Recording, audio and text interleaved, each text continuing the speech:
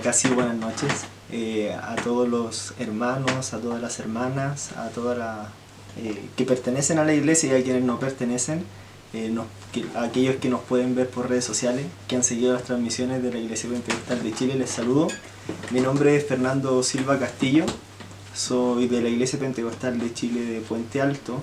El Señor me honra de estar sirviendo en uno de los locales de la iglesia, en el local de Pedro y Reserda, como su guía del local. Y hoy viernes es un día que nosotros comúnmente teníamos reunión, así que nuestro pastor Nivaldo Arejula tomó a bien invitarme hoy para compartir la palabra. Y para mí es algo muy especial, es un día que tal vez con los hermanos podríamos estar en culto, a esta hora iniciando el culto, pero por motivo de la contingencia del COVID-19 no hemos podido hacerlo. Desde hace un rato ya están suspendidas las reuniones y damos gracias a Dios por eso. De todas maneras, nuestro obispo tomó a buen tiempo la suspensión y eso ha permitido que los hogares de los hermanos estén protegidos. Así que damos gracias a Dios por eso, porque dentro de todo nos ha cuidado en este tiempo difícil y porque Él sigue siendo fiel. Me gustaría que comenzáramos este culto hogar, si nos sigue desde los hogares, desde las transmisiones que las verán mañana o pasado, que declaremos en este tiempo, lo consagremos para el Señor, comenzando en el nombre del Padre, Hijo y Espíritu Santo, y le voy a invitar a que podamos orar al Señor. Papá, vamos a tu presencia en el nombre de Jesús y te damos gracias por todo lo bueno que haces. Porque en medio de este tiempo sabemos que tú sigues siendo fiel, que tú estás al pendiente de todos tus hijos, que tú sabes en todo momento que lo que nosotros necesitamos, nos proteges, y aun si no nos protegieras, Señor, de esta enfermedad, sabríamos que tú sigues siendo Dios. La palabra nos da evidencias claves de que tú cuidas a tus hijos, pero así también nos da evidencias claves que más allá de que cuides de nuestra salud o de nuestra integridad, lo más importante es que cuides de nuestro corazón, de nuestra alma, y que nuestra fe no mengue, que nuestra fe no decaiga, sino que aún en este tiempo sigamos confiando en ti. Dedicamos este tiempo que puedas usarme para exhortar tu palabra y que puedas bendecir también a todos los hermanos que se estén conectando, si están en sus hogares, si están en sus trabajos, algunos que han tenido que seguir trabajando, protégelos por favor. Y que este tiempo sea hermoso, sea dedicado y consagrado para ti. Que sea una palabra que edifique tu iglesia y que pueda traer paz a nosotros. Te lo pedimos por medio de Jesús, nuestro Salvador. Amén. Bien, damos gracias al Señor por este tiempo. Y si es que tienen sus Biblias por ahí, les invito a que las vayan a buscar y podamos leer la palabra del Señor. Vamos a tener algunas citas, no muchas, pero me gustaría que igual si usted las tiene en su hogar, las fuera siguiendo. Vamos al libro de San Juan, capítulo 17, y vamos a darle lectura al versículo 3. El Evangelio según San Juan, capítulo 17, y en el versículo 3. Y le daremos lectura como está escrito en el nombre de Jesús. Dice así: y esta es la vida eterna, que te conozcan a ti, el único Dios verdadero, y a Jesucristo, a quien tú enviaste o has enviado. Y la verdad es que pensando un poco en la pandemia, en los tiempos actuales, este versículo en particular es uno de los que más me ha llamado la atención de la Escritura, es uno de los que más me ha enseñado y los que tengo presente porque tiene una gran verdad. Y esta gran verdad la quise denominar en este mensaje que se llama lo más importante y lo que no. Y para mí este es uno de los versículos que tiene lo más importante, y este versículo en sí es una palabra de oración de Jesús en un momento clave de su vida. El Evangelio según San Juan nos relata la vida de Jesús, nos relata de una manera distinta a los otros evangelios, a los otros tres evangelios sinópticos, ¿cierto? Mateo, Marco y Lucas son evangelios sinópticos. Desde el Evangelio de Marco, Mateo lo amplió para conectar a los judíos con Jesús. Lucas investigó un poco más e indagó haciendo entrevistas y agrandó el mensaje del Evangelio de Marcos. Pero Juan escribe de una manera totalmente distinta a Jesús. Juan describe a Jesús más intenso en sus emociones, a un Jesús más relacional. Y el libro de Juan precisamente es uno de los libros que más me gusta de la Biblia. y no podría dejar solo un libro. En realidad hay varios que me gustan mucho, pero Juan es uno de ellos. Hay otros libros que nos enseñan verdades maravillosas, por ejemplo el libro de Hechos también es maravilloso de cómo hacía la iglesia primitiva en aquel tiempo.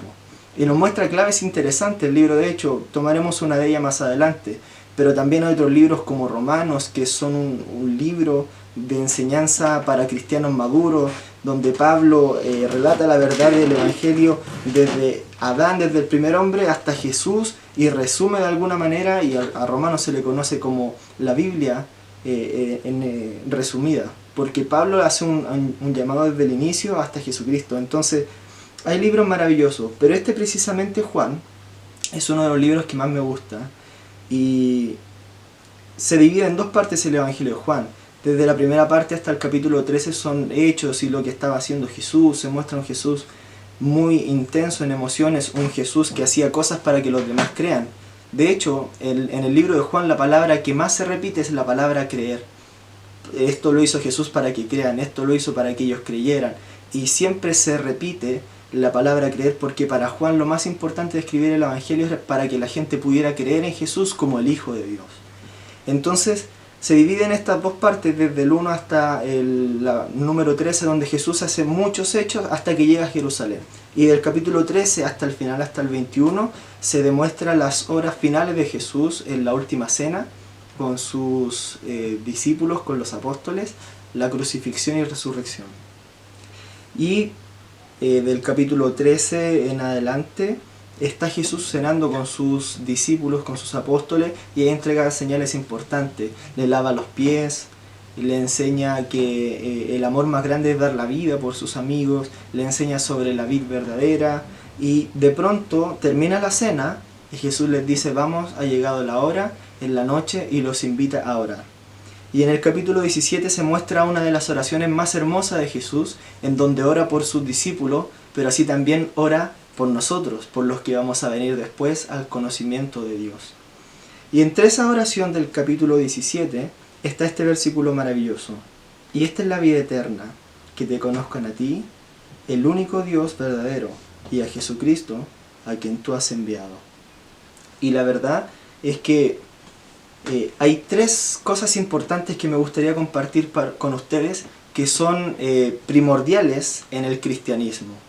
Y la primera de ellas es saber que nosotros hemos sido creados para la gloria de Dios. Y si tienen su Biblia a mano, me gustaría que fueran conmigo al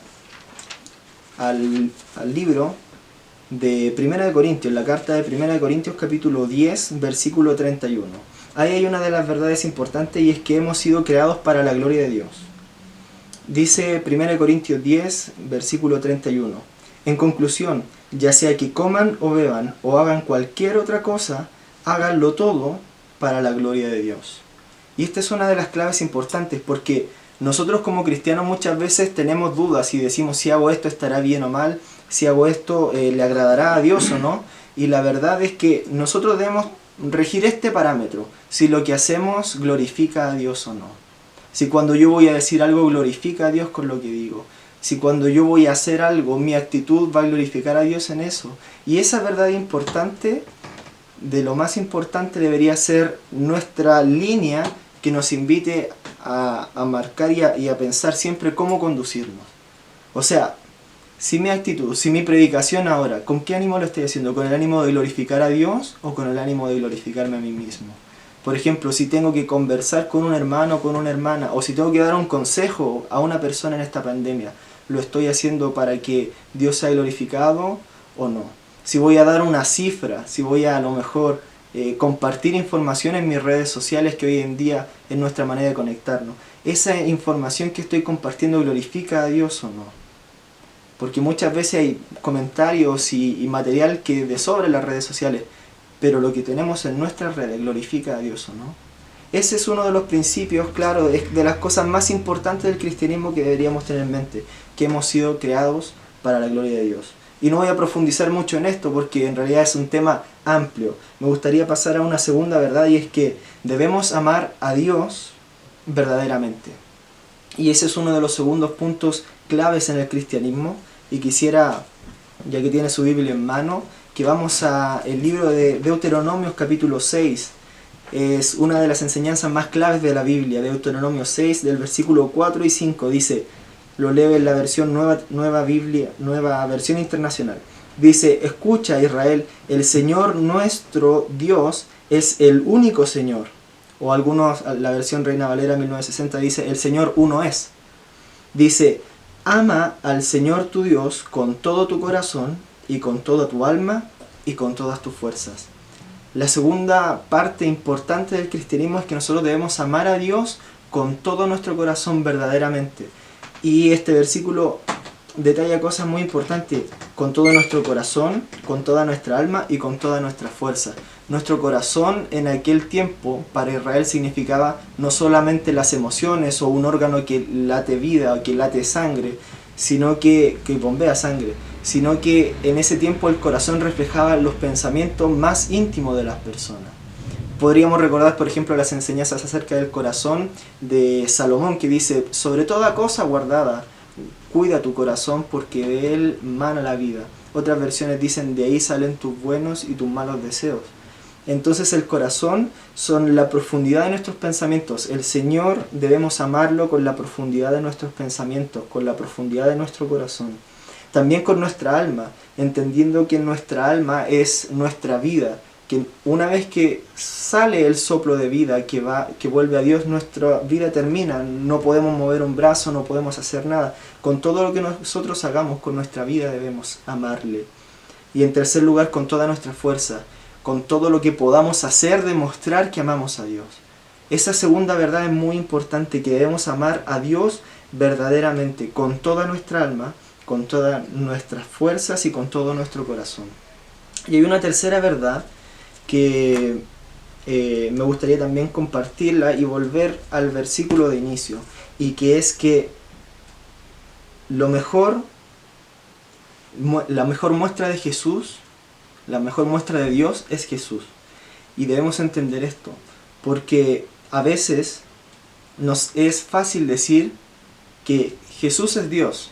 Nosotros creemos como cristianos que Jesús es Dios, pero a veces nos cuesta entender clara, pero a veces nos cuesta decir, bueno, Dios es Jesús. Exacto, todo lo que Dios haría es lo que Jesús hizo. Y a veces nosotros nos preguntamos cómo actuaría Dios al frente del dolor.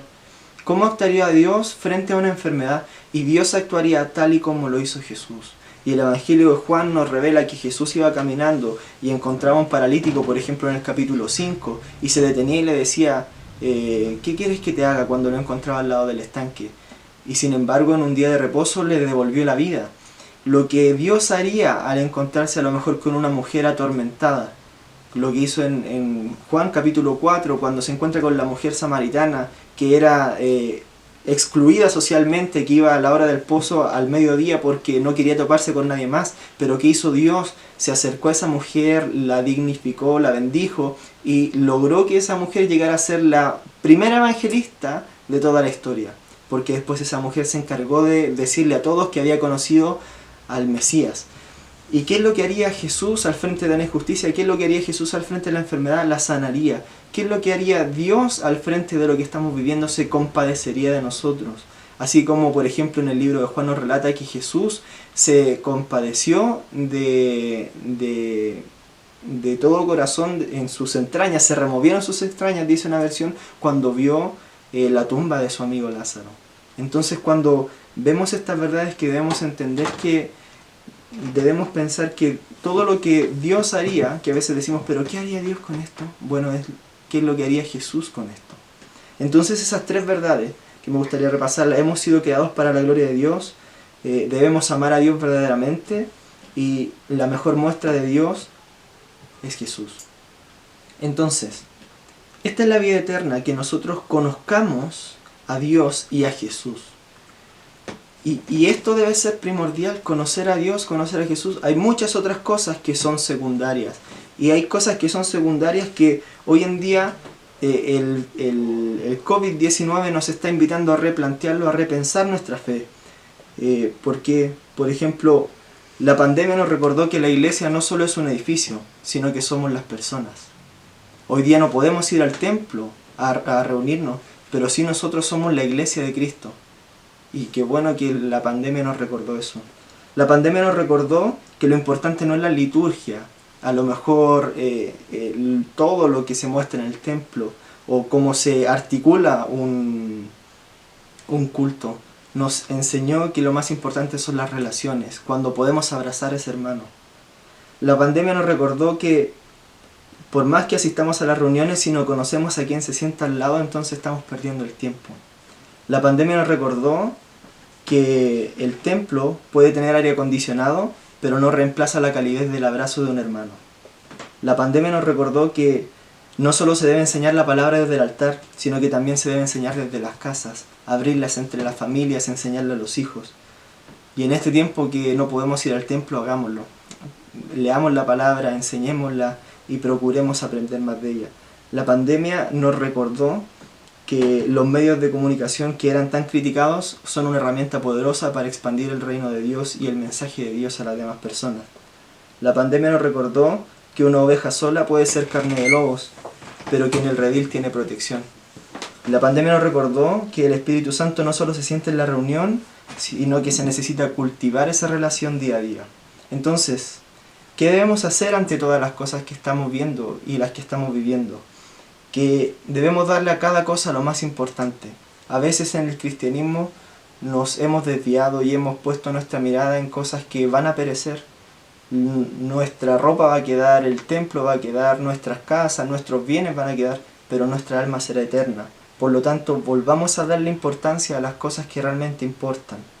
Y para concluir, quisiera mencionar un texto que está en Hechos, capítulo 2, versículo 42.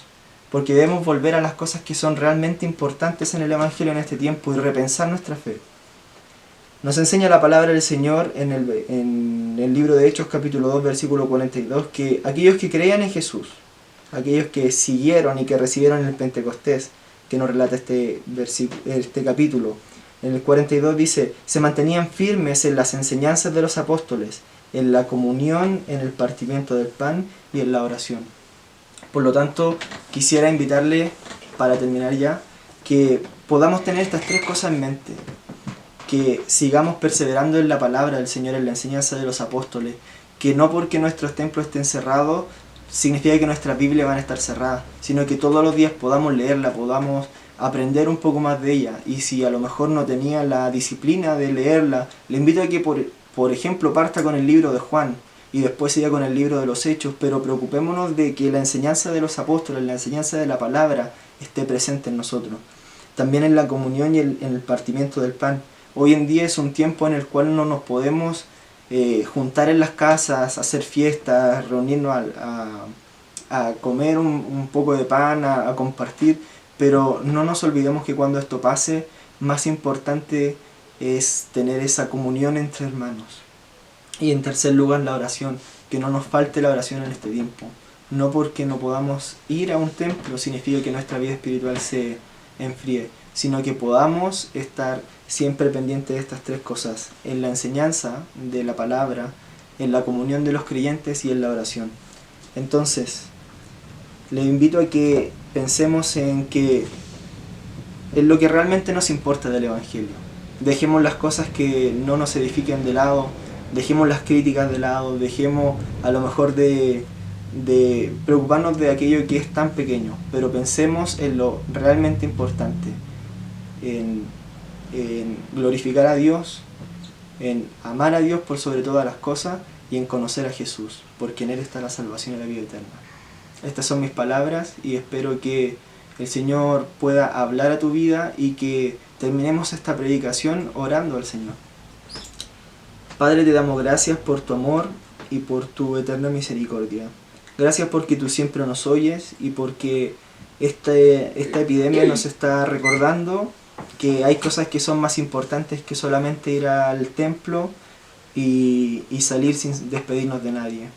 Que lo realmente importante de cuando vamos a la iglesia es abrazar a los hermanos, besarlos, mirarles a los ojos, tomar sus manos, bendecirla.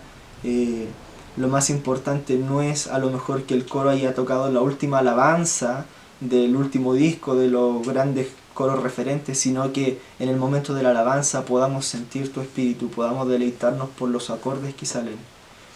Que realmente lo más importante no era a lo mejor tener el último conocimiento teológico o el predicador más importante, sino que simplemente deleitarnos en la palabra que tú nos tenías en aquel momento. Padre, te damos gracias porque esta pandemia nos enseña que si vamos a la iglesia solo a recibir palabra, pero si no hacemos comunión entre los creyentes, tal vez sería mejor que la siguiéramos solo por internet, o sería lo mismo. Pero si podemos ir a una iglesia el día de mañana, podamos abrazarnos, podamos besarnos, podamos decirnos que nos amamos, que somos una iglesia en que estamos unidas, que aquel que necesita puede encontrar el ayuda en aquel que tiene, que aquel que necesita un abrazo puede encontrarlo en aquel momento. Hoy en día no lo podemos dar, pero que nos podamos seguir abrazando en oración. En estos momentos tal vez no podemos darnos de la mano, no podemos darnos un estrechón en el templo, pero cuando podamos hacerlo, que lo hagamos con sinceridad de corazón, que lo hagamos con un corazón alegre, que no sea una rutina más de ir, sino que sea un momento especial. Qué bueno que venga esto para que nos invite a reflexionar en decir que éramos ricos a lo mejor teniendo ese tiempo para poder alabarte, y tal vez no lo estábamos aprovechando o no lo hacíamos con la alegría que realmente se merece ir un tiempo con toda la congregación.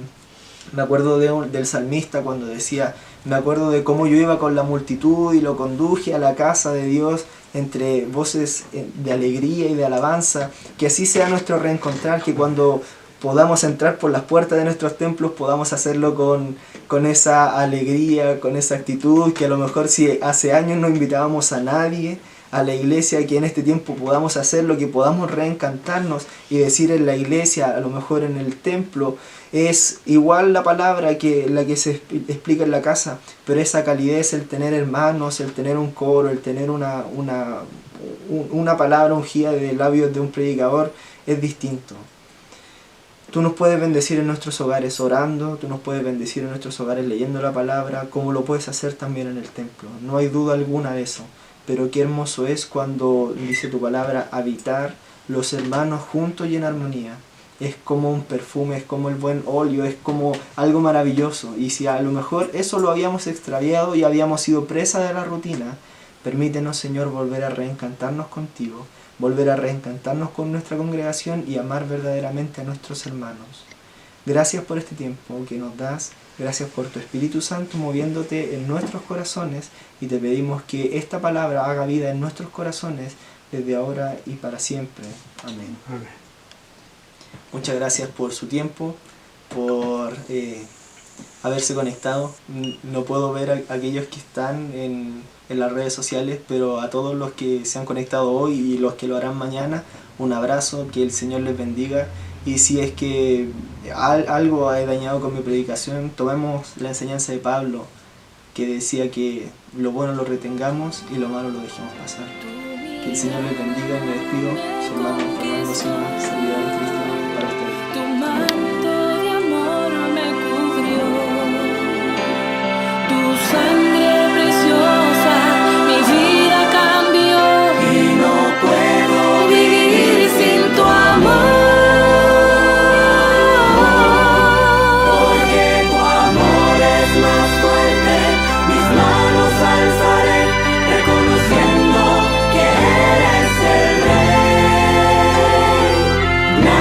Compa